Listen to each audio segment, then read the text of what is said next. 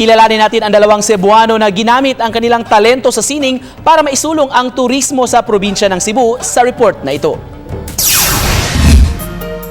Isang tourism student at artist ang 21 anyos na si Jericho De Los Santos. Kamakailan lang ay pumatok online ang kanyang mga obra na gawa sa paper cutouts. At dahil advokasya na niya dati pa ang pagsusulong ng turismo ng probinsya ng Cebu, ito ang naging paksa ng kanyang mga obra. Makikita na ibinida niya ang mga kilalang lugar at binibisita sa lalawigan ng Cebu.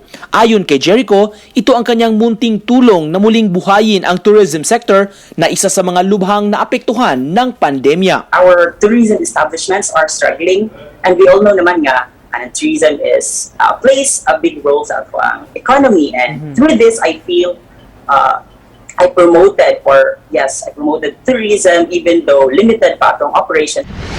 Samantala kung advokasya ang pag-uusapan, proteksyon naman sa kapaligiran, lalo na sa mga bakawan ang tinututukan ni Maki Badayos, isang photographer mula sa Minglanilla, Cebu.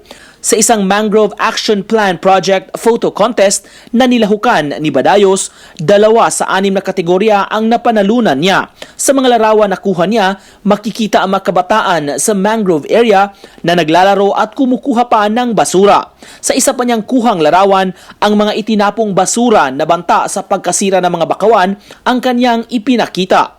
Ang bakaw mangrove o ang mangrove kay makatabang na sa pagpaminos sa storm surge or sa wave balon sa dagat, and then dili na mo dali kaguba ato mga payag.